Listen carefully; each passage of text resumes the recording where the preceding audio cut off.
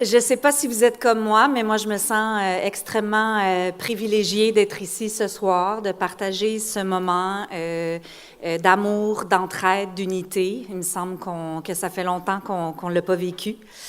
Et je me sens d'autant plus choyée de pouvoir partager avec vous ce soir le témoignage d'une participante de la Rue des Femmes et de prendre la parole pour elle. Elle se nomme Lise. Donc, Lise a vécu plusieurs années dans un logement dont le loyer était modique. Le jour où son immeuble est vendu, elle se heurte à une dure réalité. Le prix des appartements est plus que le double de ce qu'elle payait.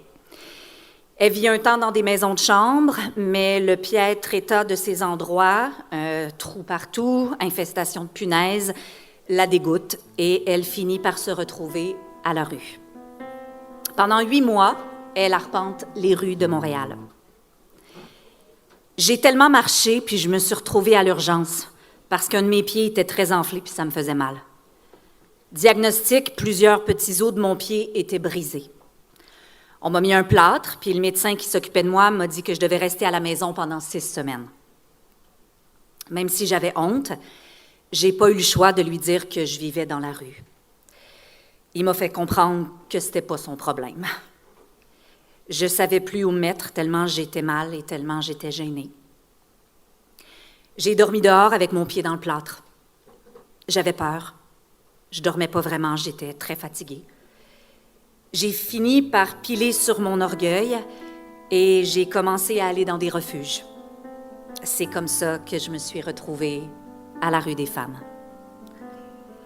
À la Rue des Femmes, Lise rencontre une intervenante spécialisée en santé relationnelle à qui elle raconte son histoire. J'étais blessée physiquement, mais aussi en dedans. J'étais épuisée puis écœurée. Je voulais que ma souffrance puis toutes les bad luck arrêtent. Je sais que j'ai fait des mauvais choix dans ma vie puis j'en suis pas fière. J'ai traversé beaucoup de tempêtes dans mon existence puis ça m'a fait du bien d'en parler puis surtout d'être écoutée. Jocelyne m'a écoutée pour vrai. Elle m'a pas jugée. Elle s'est dévouée corps et âme pour m'aider. Lise rêve d'une vie décente.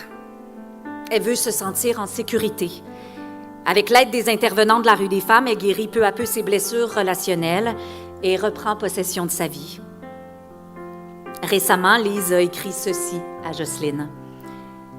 Ça fait 20 mois que je me demande plus où je vais dormir. Je me sens normale. J'ai maintenant 57 ans, puis j'ai un chez-moi. Je me suis ancrée dans ma nouvelle vie de quartier en faisant du bénévolat. J'ai tissé des liens. J'aime plus que tout le réseau que je me suis construit. Je suis heureuse.